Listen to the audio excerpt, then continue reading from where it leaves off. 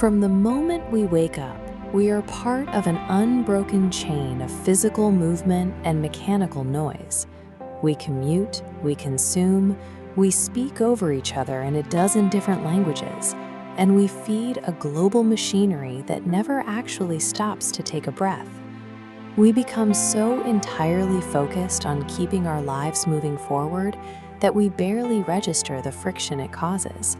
The rush of engines and the rhythm of repetitive labor just become background noise, masking our own exhaustion. The byproduct of all this endless activity is a very specific kind of sadness. When every second of the day is allocated to doing something, there is zero time left to pause, reflect, or to actually understand ourselves. Human progress has effectively become a treadmill running at top speed.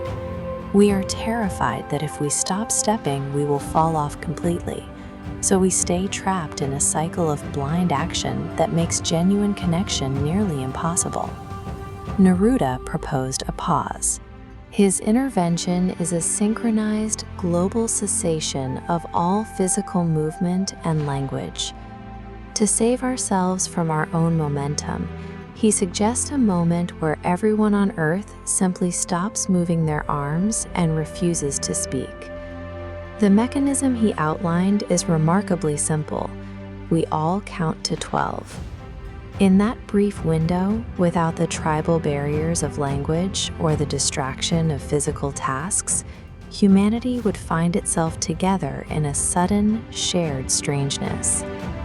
This idea of keeping quiet is not a retreat or an admission of defeat.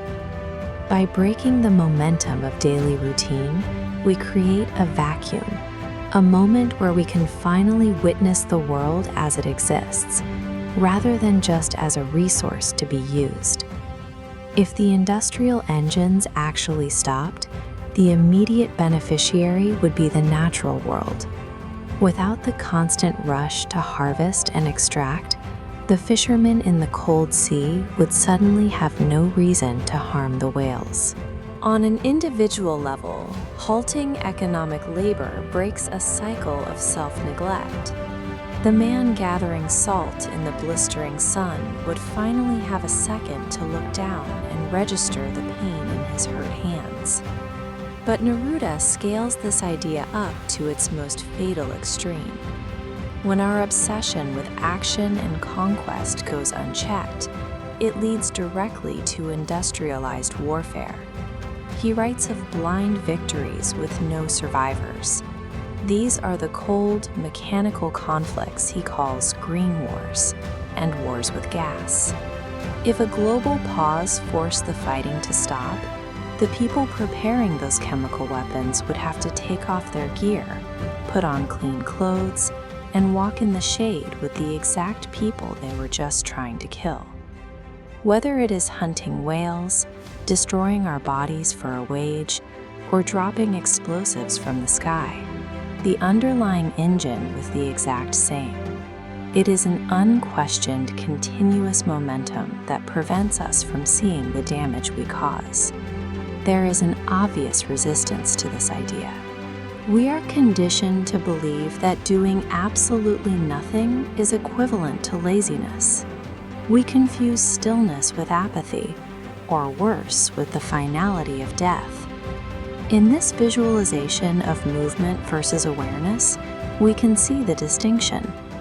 While death is a flat line of both, this state represents a drop in physical action that allows for a sharp, sustained climb in conscious attention. This means true stillness is actually an intense form of action.